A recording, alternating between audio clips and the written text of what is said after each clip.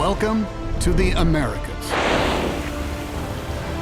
An extraordinary journey across Earth's great supercontinent.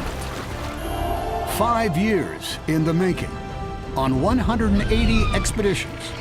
This groundbreaking series reveals a unique world of wonder.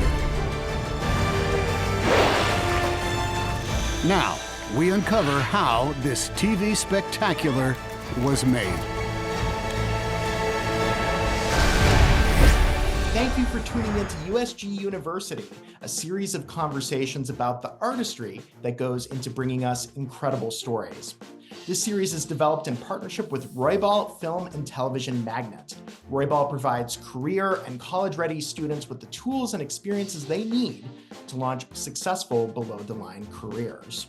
I'm Christian Blauvelt, the digital director of IndieWire. I am so excited to be talking about this extraordinary show, The Americas, produced by Universal Television Alternative Studio, as well as BBC Studios' Natural History Unit. And it's taken us all around the extraordinary supercontinent that is the Americas, North America, South America, and the Caribbean. And actually, the Caribbean is where we're going to start first, just off the coast of Dominica.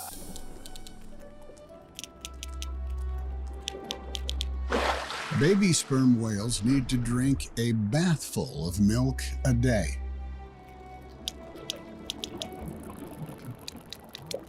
But before he can suckle, Mom must have a meal herself. Sperm whales hunt their prey in the great depths of the Caribbean Sea. But exactly how has long been a mystery. To investigate, our team spent 2 years developing a groundbreaking camera system. The camera is harmlessly attached using suction by scientists. Now, we can get a whale's eye view as they dive into the abyss.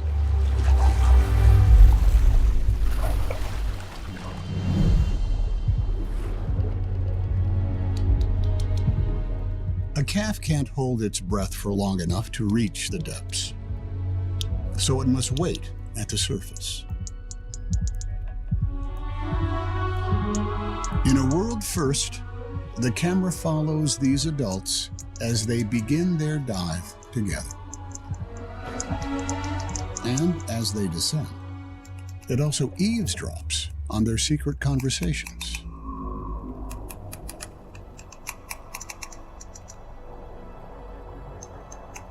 1,000 feet down, in the twilight zone, the whales separate to hunt alone.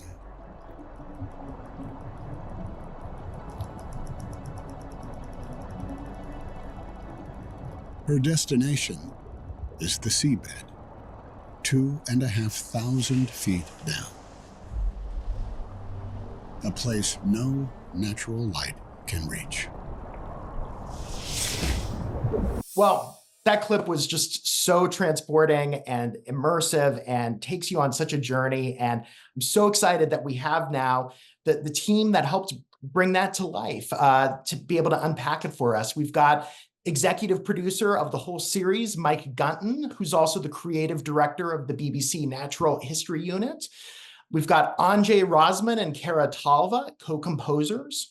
Giles Badger, director, and Dan Beecham, cinematographer. Welcome, everyone. Mike, let's start with the first time ever discovery aspect of this. It had been hypothesized for a long time that sperm whales go all the way to the bottom of the ocean floor for their hunting.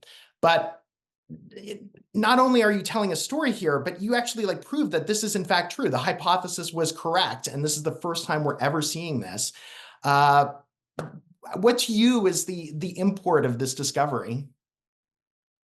Well, one of the things that is always the great joy of being a wildlife filmmaker is, of course, showing people the wonders of nature that we've experienced ourselves. But the real joy is showing them things they've never seen before. Now, Sometimes there are things that lots of people have seen, but we've never been able to bring into an audience. This is something that nobody has ever seen. And that's kind of a holy grail of wildlife filmmaking. The science of this is how whales do this is very complicated, and that's why it's so difficult to film, because they're kind of breaking all the rules of biology, because it's so challenging for any living creature to go from the surface of the sea all the way down there. The pressure change is huge, and it's just really hard. So the camera had to do the same thing, which is also, great testament to Giles and his team's ingenuity to get a camera that could actually do that and survive.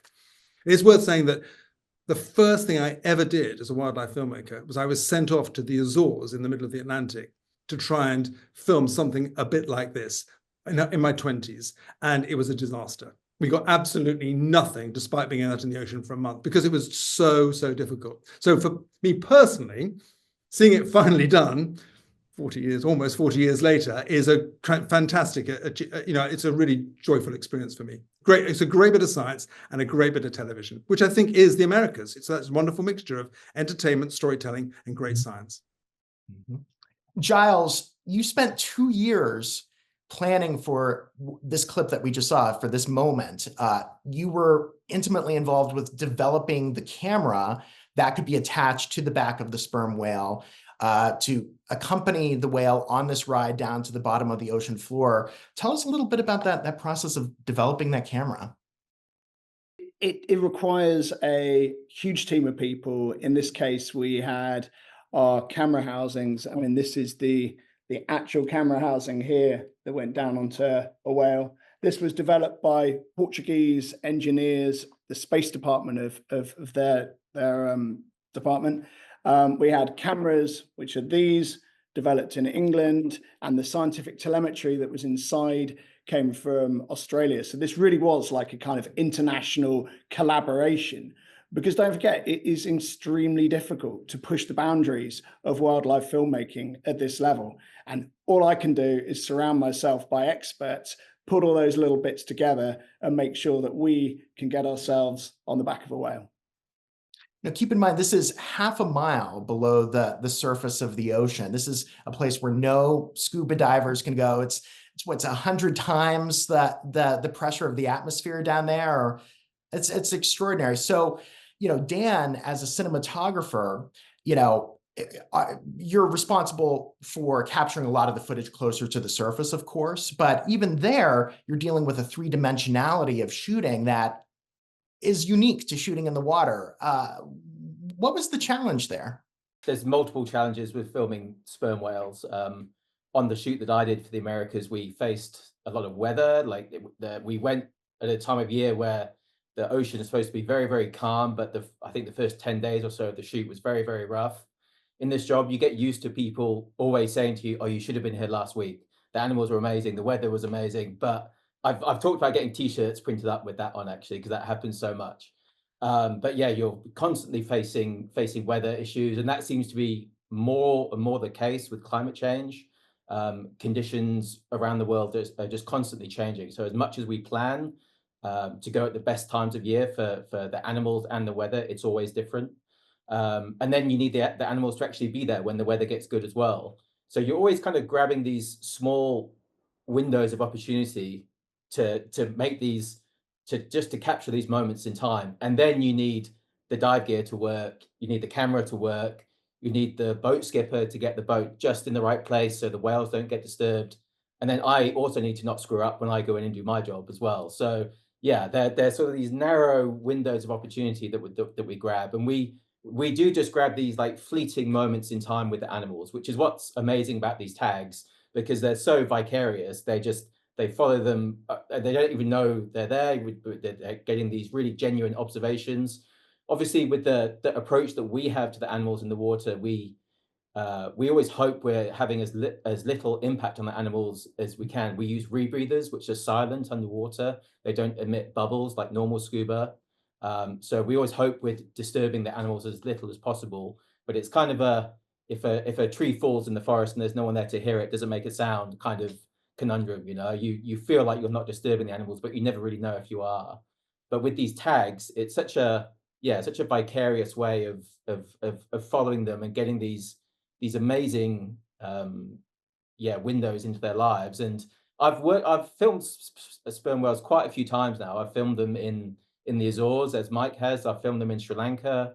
I filmed them in Mauritius, and I was blown away by what these cameras revealed. And when I'm in the water filming the whales, you're kind of imagining those shots that might come back from the tag, but you also have to plan that maybe those shots won't come back, because we didn't have those shots yet, So I've got a plan in my mind when I'm filming.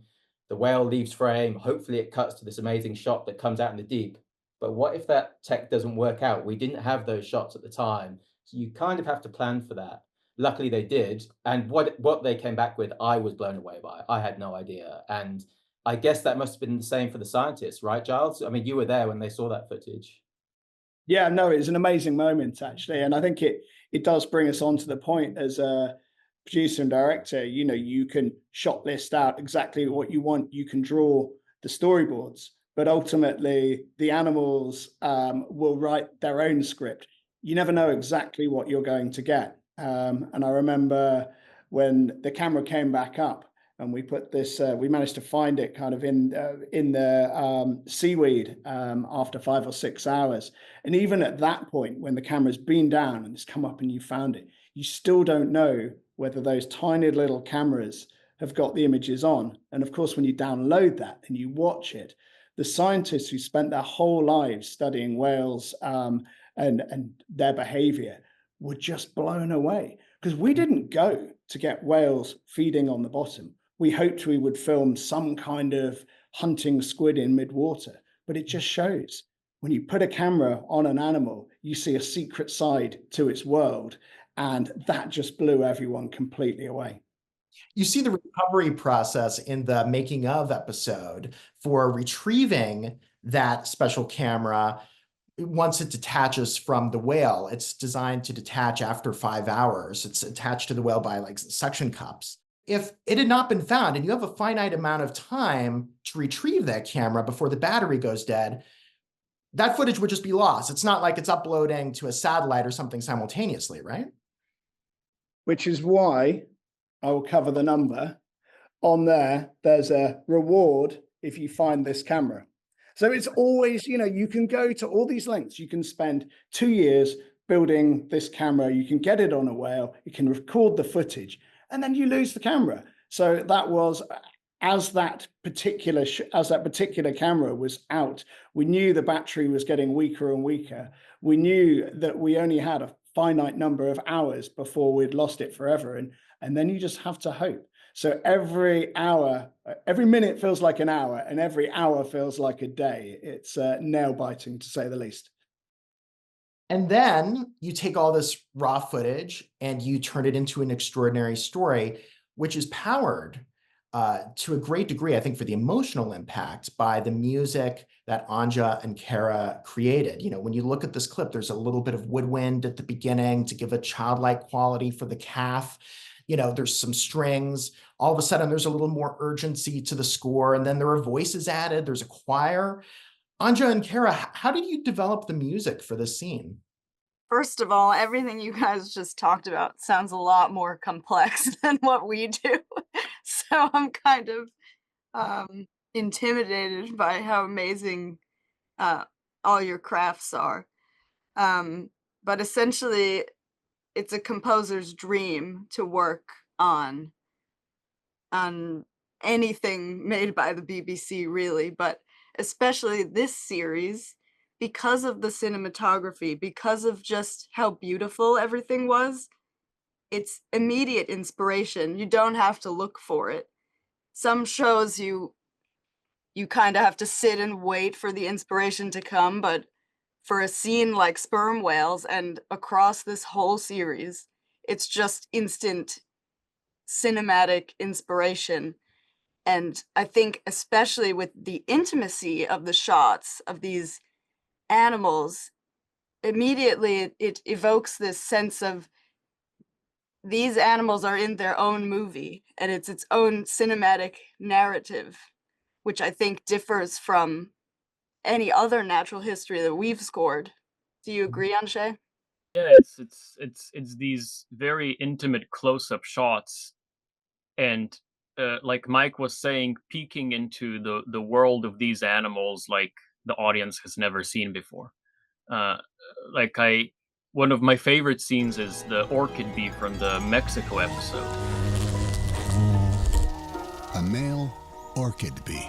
Like these amazing shots, and you experience a life of a bee from a completely different perspective, because we never get to see its face. Like you when we were scoring the orchid bee and we were watching it for the first time, we were like, it seems like it's smiling at us, you know. It's like, it seems like it has emotions. It's not just this animatronic robotic animal flying around. It's like it has a life, it has a purpose.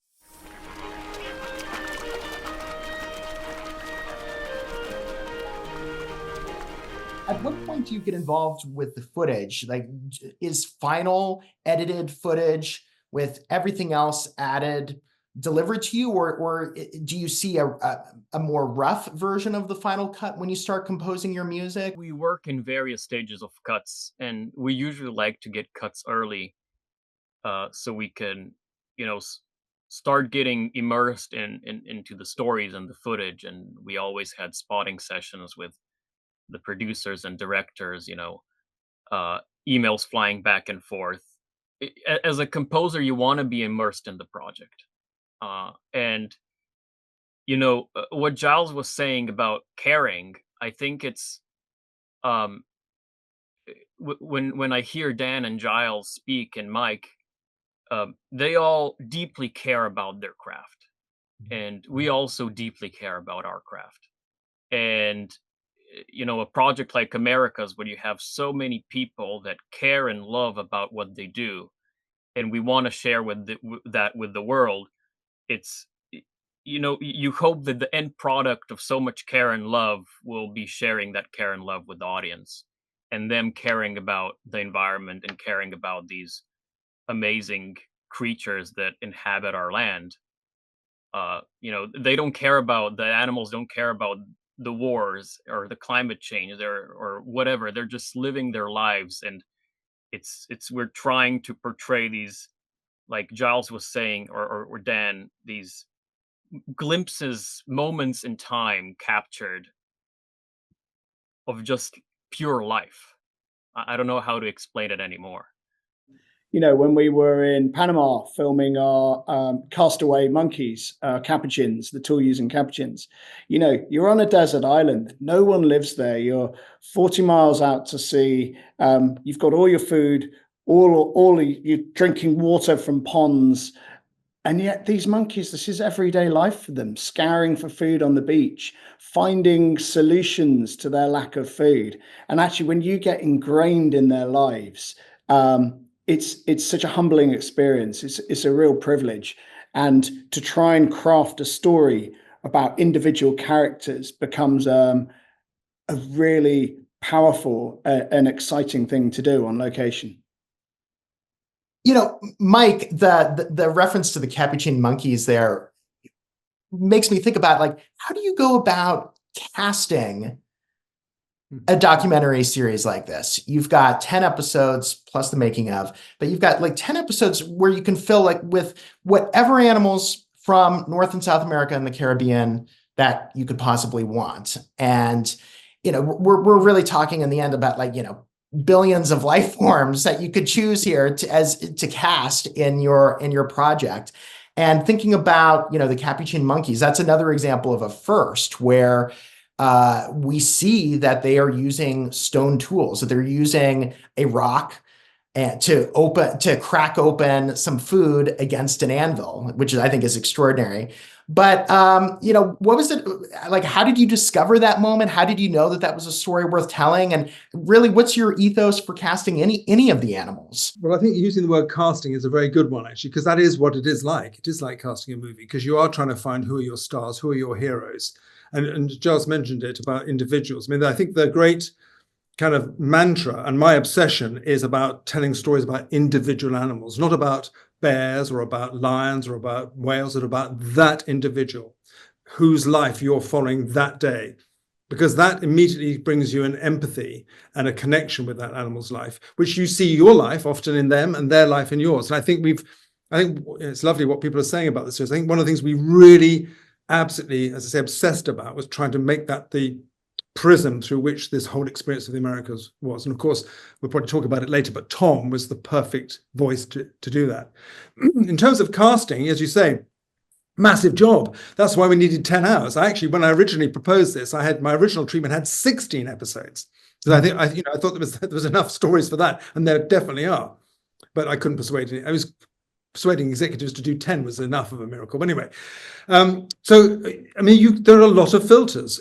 One of those filters is one you described, which is newness. People want to see things they haven't seen before.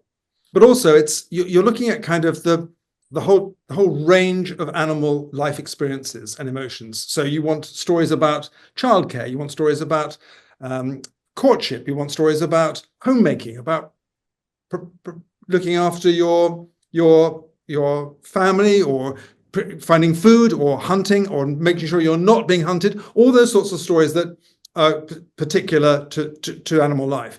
Then you also want variety. You want some really cute animals. You want maybe some slightly weird animals. You want a few bugs. You want a few scary things and massive things. And then you also want to find stories that are scattered across lots of different environments. And then, of course, the final thing, or two final things, is one, can you afford to do it? And can you actually even get the logistics in place? And just going back to what we were saying earlier about some of the craft, one of the things that Dan didn't really mention, which he should do, is that one of the key pieces of craft about why we can get close to these animals, why they let us see into their lives, stand on their shoulders and see this, is because people like Dan are brilliant natural historians. They understand instinctively how animals behave, what they're doing, how they're thinking. And so they're subliminally reacting to the animals. And so you get this kind of unspoken relationship where the animals will allow you to get close. And that's vital, because if they are disturbed, they won't do the behavior. And of course, you want them to do what's natural. So that's it's probably one of the unsung parts of the craft that makes the difference between a good sequence and an awesome sequence, is that kind of in-tuneness with what the animals are doing. I don't know if that answered all the questions you asked, but that's part of the filters.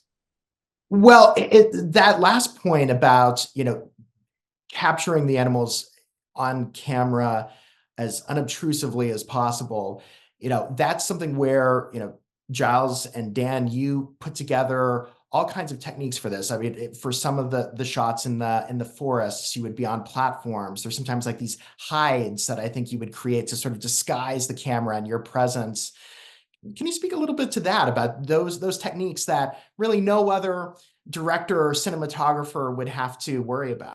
Yeah, sure. I mean, to look at the whales again, Mike's right. It's very much about the approach, and the approach with whales is not how to get close to them, but it's how to position ourselves so they get close to us. So we never approach a whale; we allow them to come to us. Any other interaction isn't a positive interaction, really. If you're going after a whale, you're just chasing it away. So with what we're doing, we're putting ourselves somewhere where we hope for its path to be. The animal always knows that we're there. They're so in tune with their surroundings. They know exactly what's in front of them, and they choose to approach us or not. And very often they don't. Very often they'll dive. So very often I'm swimming back to the boat dejectedly saying, no shot, the whale dove, the whale turned off to the left or to the right. But yeah, every now and again, it will choose to come straight for you. And that's that positive interaction. And that's what you see in this sequence. So that's, it's a sperm whale calf, like a subadult, still reliant on its mother for milk. And they do get left at the surface because they've not honed their diving skills yet to be able to dive deep enough. And we would see those whales at the surface, and we'd see they'd be traveling in a certain direction. We'd get in its path, jump in the water, and hopefully it's curious enough to come over and check me out. And yeah, every now and again you'll get a glorious interaction where it's kind of been left alone by mum and it's kind of misbehaving, and sometimes mum will come back and call it away and realize it's doing it works out, it's doing something it shouldn't be. But yeah, that's very much the approach with whales. It's about getting them to come close to us rather than us getting. Don't you think you're putting yourself into the minds of those animals, though? It's not just, I mean, of course, it's a fantastically complex technical achievement to do what you're doing underwater, but you're also constantly thinking not just about the technical, how are these shots going to cut, but what is happening in that animal's mind?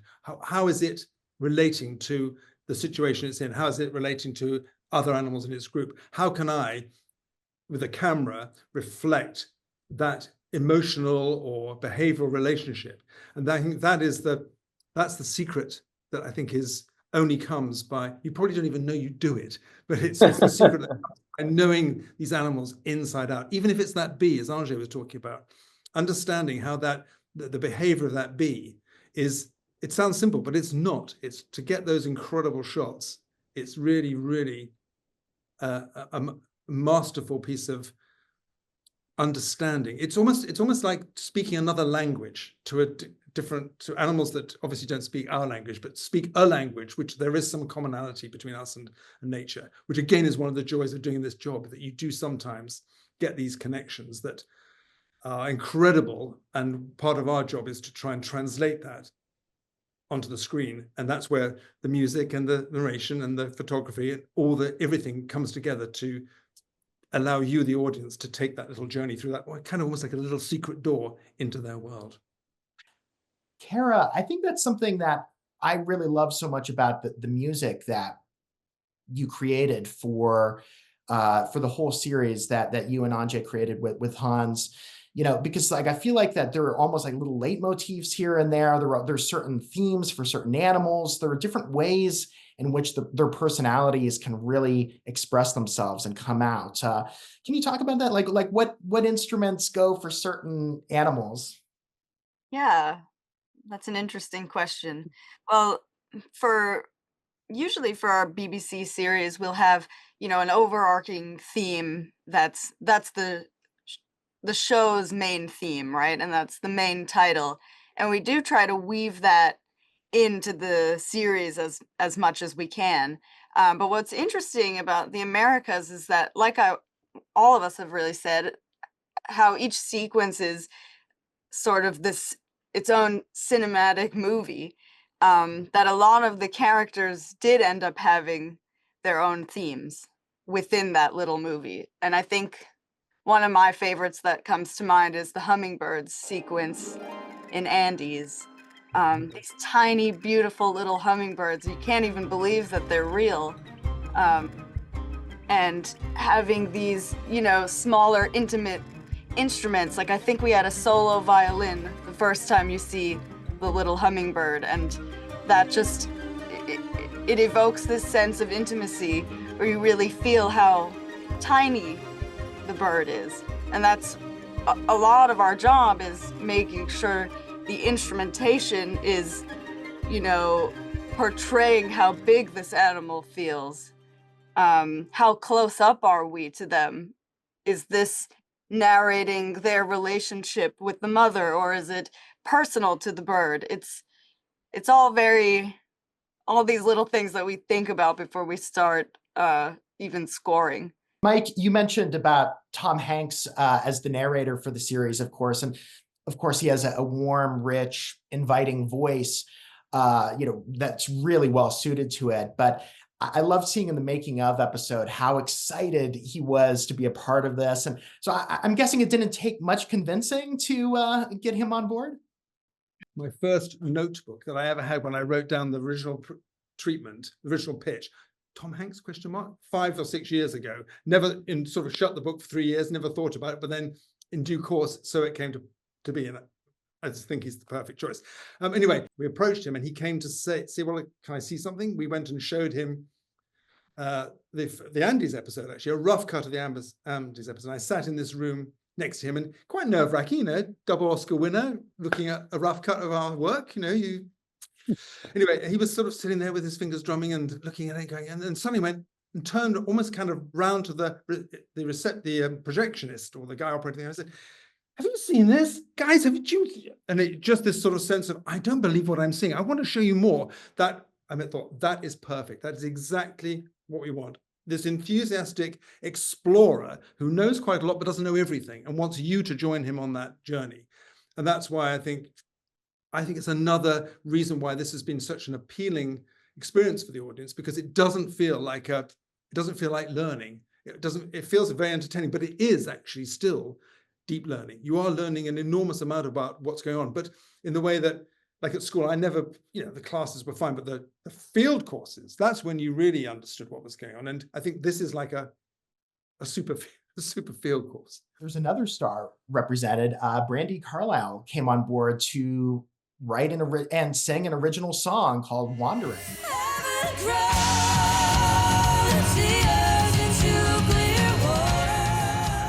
How do you draw together all these episodes, all this place, and this journey that we are making across in the episode? How do you draw that into a 2 or 3 minute music track? Well, she did it.